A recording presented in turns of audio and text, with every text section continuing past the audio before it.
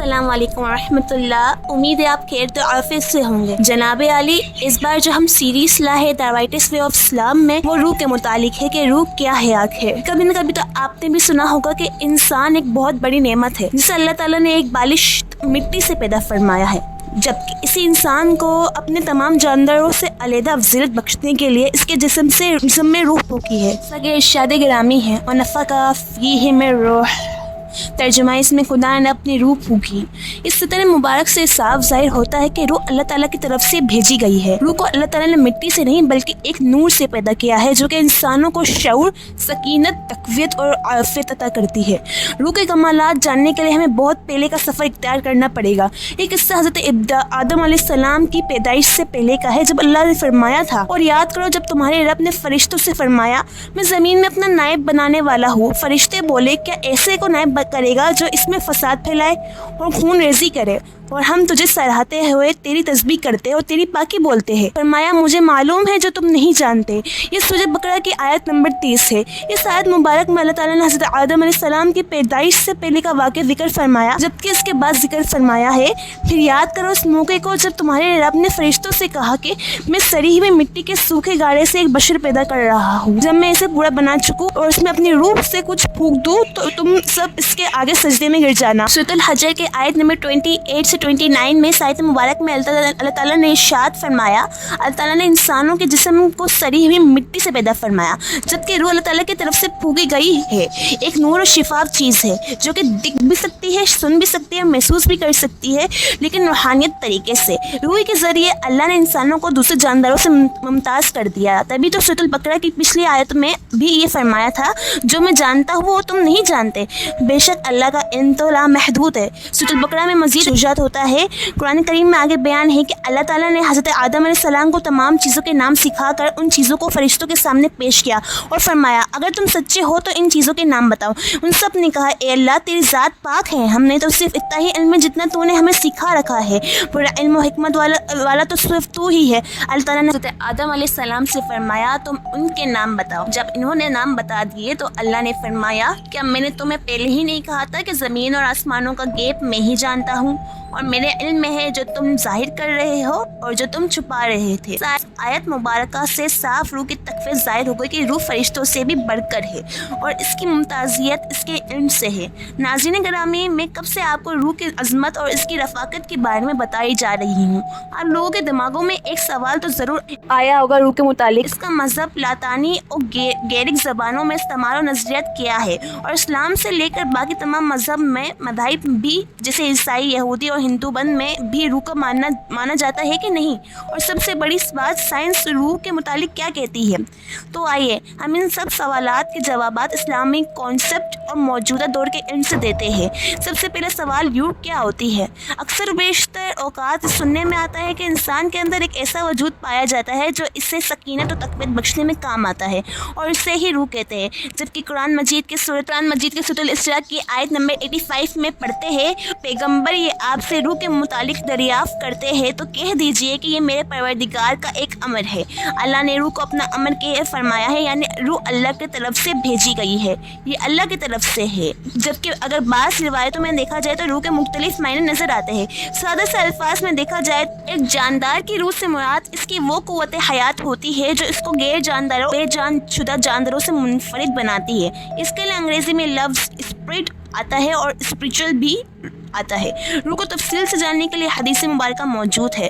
ترجمہ، حضرت عبداللہ بن مسعود رضی اللہ تعالیٰ عنہ کہتے ہیں کہ میں نبی کریم صلی اللہ علیہ وآلہ وسلم کے ہمراہ مدینے کے کھنڈروں میں چل رہا تھا، اور آپ کھجور کی ایک چھڑی کو زمین پر ٹکا کر چلتے تھے کہ یہودی کے کچھ لوگ گزرے تو ان میں سے نے دوسرے سے کہا کہ آپ سے روح کے بابت سوال کروں۔ اس پر بعض نے کہا کہ نہ پوچھو، مبادا اس میں کوئی ایسی بات نہ کہہ دے جو تم کو بری معلوم ہو۔ پھر ان میں سے ایک شخص نے کہا، ہم ضرور آپ سے پوچھیں گے۔ چنانچہ ان میں سے ایک شخص کھڑا ہو گیا اور کہنے لگا کہ اے ابو القاسم، روح کیا چیز ہے؟ اس نے سکوت فرمایا۔ ابن مسعود کہتے ہیں کہ میں نے اپنے دل میں کہا کہ آپ پر وحی آ رہی ہے، لہٰذا میں کھڑا ہو گیا۔ پھر جب وہ حالت آپ سے دور ہی تو آپ صلی اللہ علیہ وسلم نے فرمایا، ترجمہ، اے نبی، یہ لوگ تم سے روح کے بابت سوال کرتے ہیں، یہ دو کہ روح میرے پروردگار کے حکم سے پیدا ہوئی ہے، اور اس کی اصل حقیقت تم نہیں جان سکتے کیونکہ تمہیں کم ہی علم دیا گیا ہے۔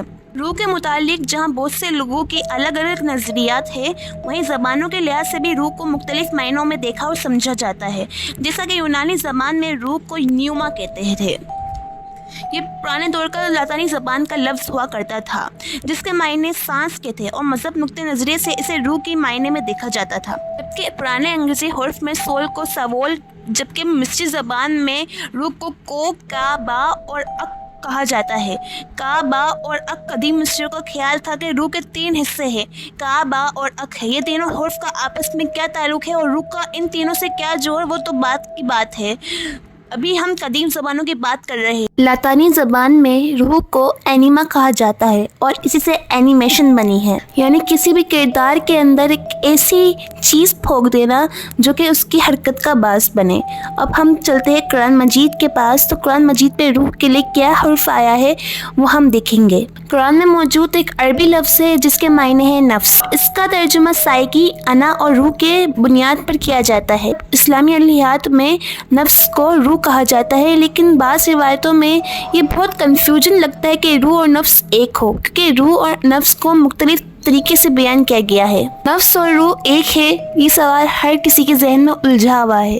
دیکھا جائے تو روح اور نفس 2 الگ الگ چیز ہے، کہ نفس میں اگر دیکھا جائے تو وہ بطور خودی ہوتی ہے، انا ہوتی ہے اور اپنی ضد ہوتی ہے، جبکہ روح ایک اللہ تعالیٰ کی طرف سے بھیجی گئی نورانی چیز ہے جس میں اللہ تعالیٰ نے تقویت بخشی ہے اور اسے ایسے کام کرنے کے لیے وقف کیا ہے جو انسان کی سوچ سے بھی باہر۔ قرآن میں بھی روح کو ایک بے جان مادے میں زندگی اور انسانی سمجھ سے باہر اسے دوسرے کام سر انجام دینے کے لیے بیان کیا گیا ہے۔ نفس اور روح 2 الگ الگ صلاحیتوں کی جمع ہے، واللہ عالم۔ اب ہم بڑھتے ہیں سائنس کے مطابق، ہم چلتے ہیں سائنس علم کی طرف کہ سائنسدان روح کے متعلق کیا کہتے ہیں۔ سائنسی زبان میں روح کا نظریہ بالکل مختلف ہے، کیونکہ سائنس مادے کی چیزوں پہ یقین رکھتی ہے، جبکہ روح ایک نورانی مخلوق ہے، اور سائنس بغیر مادے کی چیز پہ یقین نہیں رکھتی۔ بعض سائنسدان کا دماغ شعور پاتا ہے وہ روح ہوتی ہے، اور جب انسان مر جاتا ہے تو روح بھی ختم ہو جاتی ہے، جبکہ یہ بالکل درست نہیں ہے۔ بعض سائنسدان اس روایت کو نہیں مانتے، بلکہ ان کے نظریے میں روح کی نوعیت انسان کی زندگی کا سب سے اہم پہلو ہے، جیسے کہ ہم یہاں پہ کیوں ہے، ہم یہاں کس لیے آئے ہیں، ہم اس دنیا میں کس مقصد کے لیے آئے ہیں، اور تقدیر کا فیصلہ کیا ہے، یہ روح کو سمجھنے کے بعد سمجھ آتے ہیں۔ ہندو زبان میں روح کو آتما کہا جاتا ہے۔ سائنسدانوں کے مطابق آتما جو ہوتی ہے وہ ایک غیر جاندار انسان کو، ایک غیر جاندار مادے کو دوسرے جاندار مادے سے علیحدہ کرتی ہے۔ وہ اس کے جسم میں غیر جاندار جسم میں ایک ایسی چیز پھونکتی جو اسے زندہ رکھنے میں تقویت بخشتی ہے اور دوسرے سے ممتاز کرتی ہے۔ فلسفے کی دنیا میں دیکھا جائے تو ابن سینا نے روح کے متعلق یہ نظریہ دیا تھا کہ روح ایک آزاد جوہر ہے، اور انہوں نے ایک ایکسپیریمنٹ بھی کیا تھا جسے فلیٹر دا باڈی کے نام سے جانا گیا تھا۔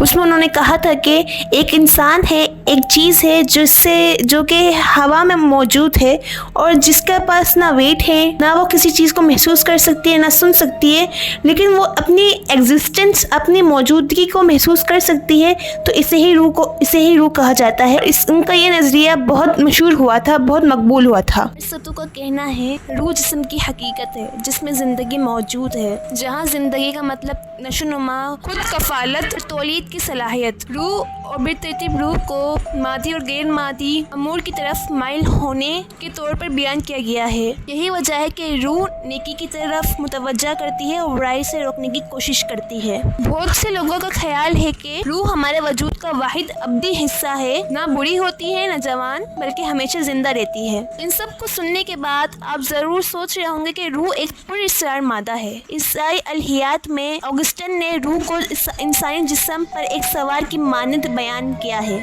کے مطابق موت کے وقت روح جسم سے الگ ہو جاتی ہے اور شعوری یا لا شعوری حالت میں موجود رہتی ہے، لیکن آئندہ قیامت کے دن روحیں دوبارہ مجسم ہوں گی، چاہے ان کے سابقہ لیکن اب تبدیل شدہ زمینی جسموں میں ہو یا نئے جی اٹھنے والے جسموں میں، اور آسمانی بادشاہی میں ہمیشہ کے لیے زندہ رہیں گی۔ روح کے ذکر سے روح کو سکون میسر ہے۔ الذین آمنوا وتطمئن قلوبهم بذکر اللہ، الا بذکر اللہ تطمئن القلوب۔ ترجمہ کنز العرفان۔ ان لوگوں کو ہدایت دیتا ہے جو ایمان لائے اور ان کے دل اللہ کی یاد سے چین پاتے ہیں۔ سن لو، اللہ کی یاد ہی سے دل چین پاتے ہیں۔ امید ہے آپ کو ہماری سیریز اچھی لگی ہوگی اور آپ نے روح کے متعلق بہت سے علم اور معلومات اور علوم سے سیکھا ہوگا۔ آپ یہ ویڈیو دوسروں کو شیئر کیجئے، سبسکرائب کیجئے اور لائک کیجئے تاکہ ہم اسی طریقے سے آپ کے لیے نئی نئی سیریز لا سکیں اور کائنات میں موجود علم اور مختلف چیزوں کے بارے میں آپ کو آگاہ کر سکیں۔ السلام علیکم ورحمۃ اللہ۔